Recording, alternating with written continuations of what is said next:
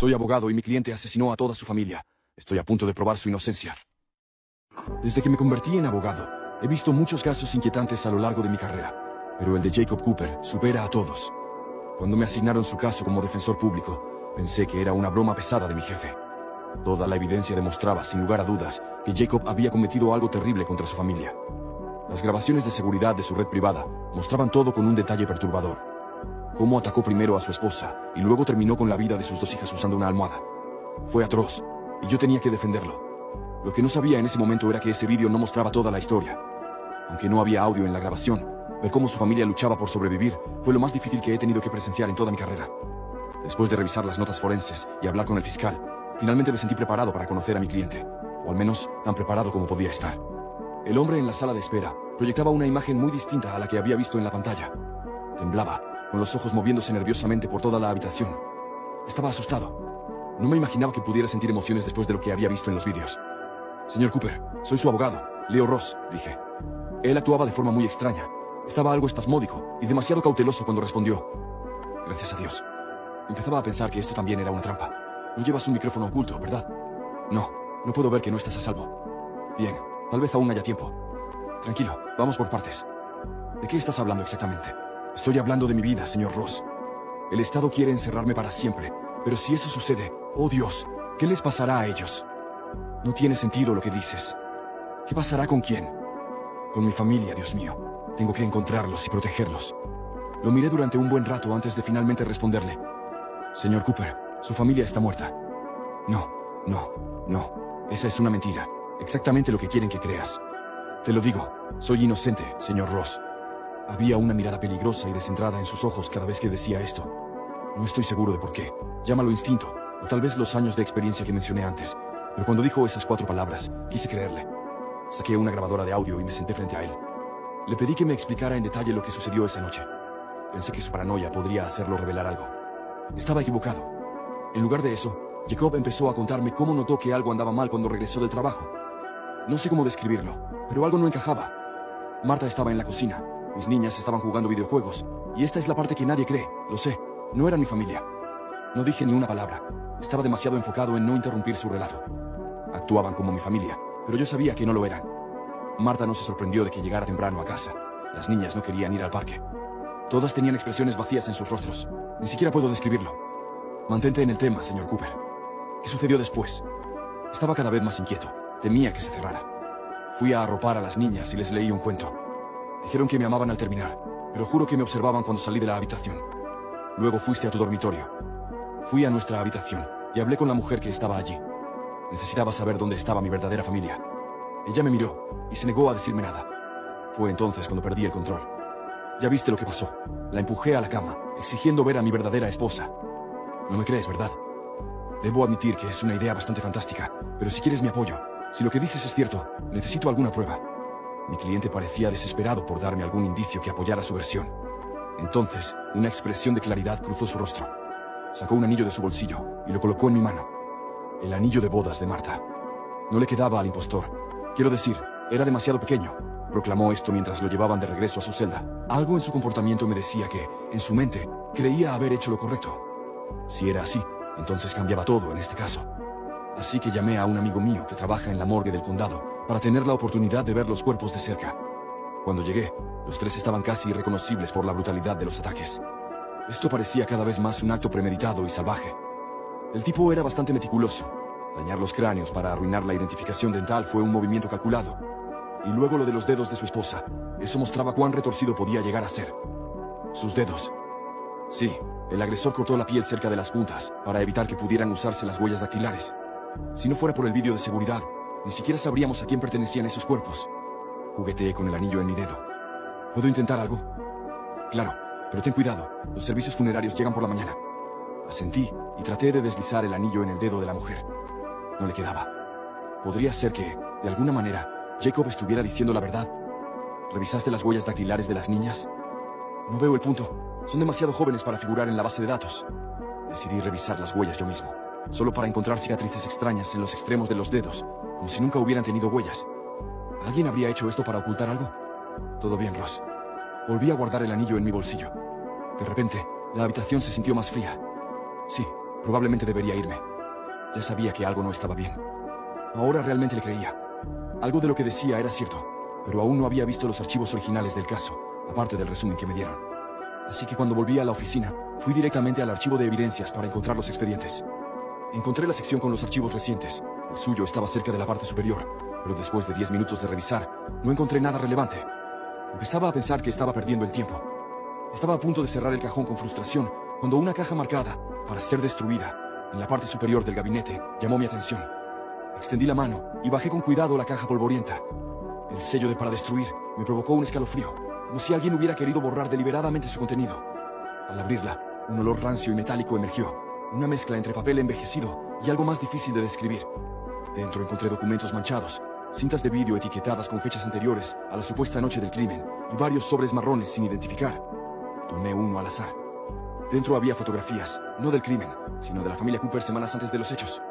Lo perturbador era que la mujer y las niñas en esas imágenes no eran las mismas que yo había visto en los vídeos de vigilancia. Me detuve en seco. Había algo en los ojos de las niñas de las fotos. Ternura, alegría, vida. No era la mirada vacía que describió Jacob, ni la que yo había visto en los cadáveres. ¿Quiénes eran entonces las que murieron? ¿Podía ser cierto que su familia había sido reemplazada? Empecé a revisar las cintas. Las primeras grabaciones mostraban a Jacob entrando y saliendo de su casa a diferentes horas. Nada relevante hasta que encontré una cinta sin fecha, simplemente marcada como Día Cero. En ella Jacob llegaba del trabajo y su expresión se endurecía al cruzar la puerta. La cámara captaba desde la esquina del salón, un ángulo ciego en el sistema oficial. Marta aparecía con un delantal y las niñas jugaban con bloques de colores, pero había algo desconcertante en sus movimientos, como si fueran marionetas ejecutando acciones aprendidas. Todo se sentía ensayado, cada gesto, cada palabra, repetitivo, artificial. Volví a mirar el anillo que Jacob me había dado. En esa grabación, Marta giraba la mano al pasarle un plato a una de las niñas y no llevaba anillo. Rebobiné y revisé varias veces. En ningún momento tenía uno en su dedo. Tragué saliva, algo no encajaba. Me apresuré a guardar las cintas en mi maletín y salí del edificio con el corazón palpitando, como si hubiera presenciado un crimen nuevo. Esa noche no pude dormir. Me senté en mi sala, repasando cada palabra que Jacob había dicho, cada reacción, cada mirada paranoica. Si de verdad había dicho la verdad, entonces alguien más tenía que estar detrás de esto. ¿Pero quién? ¿Y para qué reemplazar a una familia entera? Una idea me asaltó con fuerza. ¿Y si él no era el único? A la mañana siguiente, regresé a la prisión para hablar con Jacob nuevamente. Esta vez, me dejaron verlo sin restricciones.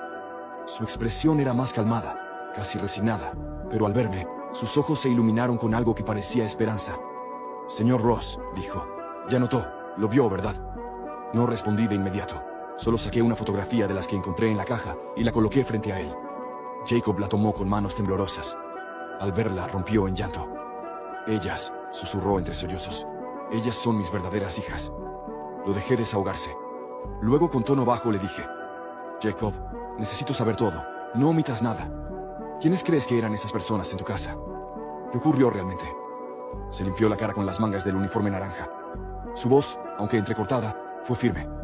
No eran humanas, o no del todo. Se movían como nosotras, hablaban como nosotras, pero no eran ellas. Había algo detrás de sus ojos, algo que observaba. Me estremecí. ¿Por qué no lo dijiste antes? ¿A quién iba a decirle algo así sin parecer loco? Lo intenté con la policía, se rieron de mí, me sedaron, me dejaron aquí. ¿Y cuándo supiste que ellas no eran reales? Jacob guardó silencio unos segundos.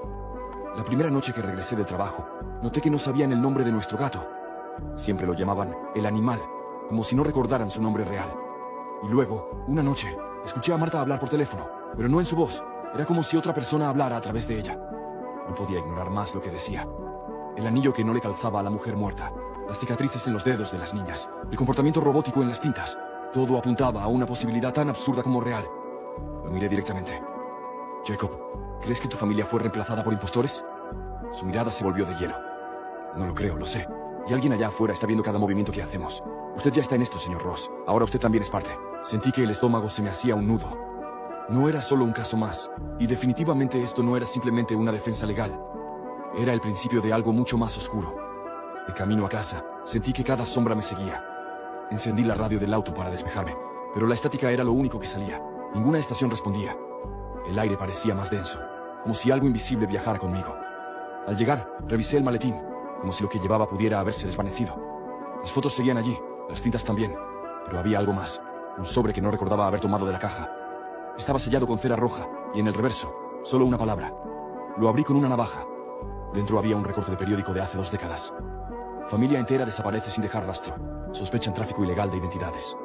La imagen me heló la sangre. Era la misma casa de Jacob. Los rostros de la familia eran distintos, pero algo en las niñas era inquietantemente familiar. Eran casi idénticas a las de las fotos de Jacob. ¿Era posible que todo esto hubiese ocurrido antes? ¿Un ciclo? Llamé a mi contacto en la morgue. Le pedí que verificara los registros de casos similares. No tardó en llamarme de vuelta. Leo, encontré algo en el condado vecino, hace 10 años, un caso idéntico. Hombre afirma que su esposa y sus hijos fueron reemplazados. Mató a los 3. Se quitó la vida en prisión. Tenía nombre, Jan Palmer. ¿Por qué? Porque el recorte de periódico que encontré en casa lo menciona como el propietario anterior de la misma casa donde vive Jacob. El silencio del otro lado de la línea fue absoluto. ¿Crees que es la casa? Creo que es algo más que la casa. Hay un patrón, algo está ocurriendo ahí dentro. Y si sigo investigando, probablemente me toque a mí también. Estás a punto de escuchar el final, sin rodeos, sin tener que buscar en nuestro perfil. Si te gusta este formato, la mejor forma de apoyarnos es con tu like y siguiéndonos. Aquí tienes el desenlace. Esa noche me costó conciliar el sueño. Tuve pesadillas. Oía pasos fuera de mi ventana. Sombras largas que cruzaban las paredes, aunque las luces estuvieran apagadas. Soñé con los ojos vacíos de las niñas que no eran reales. Al despertar, estaba sudando, y la radio del auto, aún apagada, murmuraba estática desde el garaje. La paranoia de Jacob empezaba a contagiarme. Fui a la oficina esa mañana, decidido a ir hasta el fondo. Entré en contacto con una experta en perfiles psicológicos. Le pedí que evaluara a Jacob desde otro ángulo, no como alguien que había perdido la razón, sino como alguien que tal vez estaba viendo lo que nadie más se atrevía a ver. Le mostré los vídeos, las cintas, las fotografías. Ella me pidió tiempo. Me fui directo al tribunal. No iba a permitir que lo condenaran sin que toda esta información saliera a la luz. Mientras caminaba por los pasillos, alguien me interceptó. Un hombre con traje oscuro, gafas y rostro inexpresivo. Señor Ross, ¿podemos hablar? ¿Usted quién es? Represento a una organización interesada en el caso Cooper. No se identificó. Solo me entregó una tarjeta en blanco. Usted ha encontrado cosas que no debía ver. Haga desaparecer las tintas. Retírese del caso. Está amenazándome. Le estoy dando una salida. No todos tienen esa suerte. Antes de que pudiera responder, ya se había ido. Revisé la tarjeta. Era completamente blanca, excepto por una marca impresa en tinta casi invisible. Un círculo con 3 líneas cruzadas. Lo guardé. Era la primera prueba tangible de que había alguien más implicado en esto. Fui directo a la oficina de la psicóloga. Cuando llegué, ella me esperaba con el rostro desencajado. Leo, esto no es un caso de locura común. ¿Qué quieres decir? Los vídeos, las niñas, sus movimientos. Analicé sus gestos cuadro por cuadro. Hay un patrón, como si siguieran una coreografía diseñada para engañar a alguien. Son imitaciones, no humanas. Me senté. La sala giraba un poco. Entonces, ¿crees que Jacob tenía razón? Creo que es más profundo que eso. Si estas criaturas existen, no solo están copiando familias, están estudiándonos. Midió mis reacciones. Yo no tenía palabras. Ella continuó. Hay grabaciones que no deberían existir. En una de las cintas que me diste, en un reflejo del vidrio, aparece alguien más en la casa. Alguien que no estaba visible en la escena, como si se grabara desde otra realidad. La grabación mostraba la cocina aparentemente vacía, pero en la tetera de acero, el reflejo mostraba una figura alta, delgada, de rostro largo y ojos imposibles de describir. No se movía, solo observaba. ¿Viste esto tú sola? No, llamé a un colega, él también lo vio. Y luego, esta mañana, desapareció. No vino a trabajar, no responde. Me entregó la cinta como si fuera un objeto maldito. Quémala si tienes sentido común. Pero si no puedes, al menos prepárate. Esto ya no es solo un caso, y tú ya no eres solo un abogado. Me llevé la cinta, incapaz de dejarla. Mi nombre está en los documentos, mi voz en las grabaciones. No hay forma de salir limpio. Fui a casa y cerré todo. Puse la cinta en el reproductor una vez más. El reflejo seguía allí, pero esta vez, esa figura ya no estaba en el reflejo de la tetera. Estaba en el fondo de la cocina, dando un paso hacia adelante. Salté de mi asiento. El control remoto cayó al suelo y la cinta se detuvo en seco, como si supiera que había visto demasiado. El televisor se apagó solo. Me quedé parado frente a la pantalla en negro, esperando que algo más se moviera desde el otro lado. El silencio era más denso que nunca. Tomé la cinta y la metí en una caja de metal. La encerré con llave y la puse en el lugar más seguro que tenía, aunque ya intuía que no había un lugar verdaderamente seguro. Dormí con la luz encendida esa noche. La casa crujía más de lo habitual. En algún momento, juraría haber oído pasos en el pasillo, pero cuando salí con un bate de béisbol en la mano, no había nadie, o al menos nadie visible. Al día siguiente fui a ver a Jacob en la prisión. Pedí una reunión de emergencia. Tenía que saber si él también había visto a esa figura. Cuando entré en la sala de visitas, noté algo distinto en él. No temblaba, no miraba a su alrededor como antes. Estaba sereno, Lo vio, ¿verdad? Swing preguntó antes de que yo dijera una sola palabra. ¿Viste a la figura? Asentí. Entonces ahora entiende por qué tenía que hacerlo. ¿Por qué no podía dejar que se quedaran? ¿Qué son? Component placement, le pregunté con la garganta seca. No lo sé, pero no sienten, no respiran, no envejecen. Solo copian, nos reemplazan, se instalan en nuestras vidas hasta que dejamos de existir. Su mirada se endureció. Yo no fui su primer objetivo. Lo han hecho antes, y lo seguirán haciendo si no los detenemos. Me incliné hacia él. Entonces ayúdame, dame pruebas, algo que pueda usar para que otros lo vean. Jacob sonrió, pero fue una sonrisa triste. Nadie más verá lo que usted vio. Ellos eligen a quién mostrarle su rostro real. Usted fue elegido. Me puse de pie, frustrado. Entonces, ¿qué demonios quieres que haga? Quiero que cuando llegue el momento, elija bien, que no confíe ni en su reflejo, porque cuando empiecen a copiarlo a usted, será demasiado tarde. Salí del centro penitenciario con una sensación de urgencia apretándome el pecho. No sabía qué debía hacer a continuación, pero sabía que no podía dejar esto así. Volví a la oficina y encontré un sobre en mi escritorio, sin remitente, solo una palabra escrita en tinta negra. Confirmado. Dentro, un pendrive. Lo conecté a mi computadora, esperando cualquier cosa. El archivo tenía fecha del día anterior y mostraba imágenes de seguridad de una escuela primaria. En un pasillo vacío, una niña pequeña caminaba sola. Se detenía frente a una cámara y sonreía, pero su rostro no se movía, solo sus ojos. Luego, detrás de ella, apareció otra figura, igual a ella. Vestido, peinado, incluso el mismo lazo en el cabello. La segunda niña se le acercó por detrás, la tomó de la mano y ambas caminaron hacia la salida. El vídeo se cortaba allí. Revisé la metadata. La grabación venía del distrito escolar donde, según Jacob, sus hijas estudiaban. Estaban reapareciendo, o más bien, algo que lucía como ellas. Busqué a la psicóloga para mostrarle el vídeo. Cuando llegué a su oficina, estaba cerrada. Golpeé varias veces, nadie respondió. Al bajar al lobby, el portero me dijo que ella se había ido la noche anterior y no había vuelto. Su auto seguía en el estacionamiento. La policía no hizo mucho caso, solo una mujer desaparecida más. Decidí revisar la grabación de las cámaras del edificio. Conseguí acceso, y ahí estaba ella, bajando por las escaleras, nerviosa, mirando hacia atrás, y detrás, una figura idéntica a ella, siguiéndola paso a paso. Se veía más joven, más firme, pero el mismo rostro, mismo abrigo, mismo bolso. Vi cómo ambas salían por la puerta principal. ¿Cuál era la verdadera? Me llevé la grabación, consciente de que si no me daban la razón, al menos tendría material para mi propia seguridad. Esa noche, alguien tocó a mi puerta. Eran las 2 de la madrugada. Miré por la mirilla y sentí que el estómago se me vaciaba. Era yo, o al menos, alguien con mi rostro, mi misma chaqueta, mi misma expresión. El otro yo me miró directamente a los ojos a través de la mirilla y sonrió. No golpeó más, solo esperó. No abrí, no me moví. Me senté contra la puerta toda la noche, escuchando su respiración. Sí, respiraba, pero no era natural. Era como un eco, como si supiera que debía hacerlo para parecer real. Cuando amaneció, ya no estaba, pero en el felpudo había un sobre. Tú decidiste verte, decía la nota. Adentro, una copia de mi llave de casa. Me quedé paralizado. La llave en mi mano pesaba como si llevara siglos de secretos encerrados. La observé bajo la luz, cada diente perfectamente replicado. Era mi llave, o mejor dicho, era idéntica, pero yo nunca la perdí, nunca la presté. Nadie debió haber podido replicarla. Sentí el impulso de correr, de largarme lejos. Pero, ¿a dónde se puede huir cuando lo que te persigue ya tiene tu rostro, tu casa, tu vida? Esa noche no dormí. Coloqué muebles detrás de cada puerta, sellé las ventanas y mantuve el teléfono en la mano con el número de emergencias listo para marcar, pero nadie vendría si les contaba que estaba siendo acechado por mí mismo. A la mañana siguiente, fui a la prisión. Necesitaba respuestas. Jacob me miró con una calma inquietante, como si supiera que algo ya había comenzado. ¿Ya lo conoció?, me preguntó. Asentí. Entonces sabe lo que se viene. No querrán solo su vida, señor Ross. Quieren su historia, su lugar en el mundo. Y una vez que lo tengan, no quedará nada. ¿Cómo se detiene algo así? ¿Cómo se enfrenta a algo que puede imitar cada parte de ti? Jacob se encogió de hombros. No sé si se pueda. Lo único que aprendí es que mientras alguien sepa la verdad, mientras alguien vea, ellos no pueden quedarse para siempre. Su mentira se deshace si es revelada. Salí de allí más confundido que antes, pero una idea germinaba.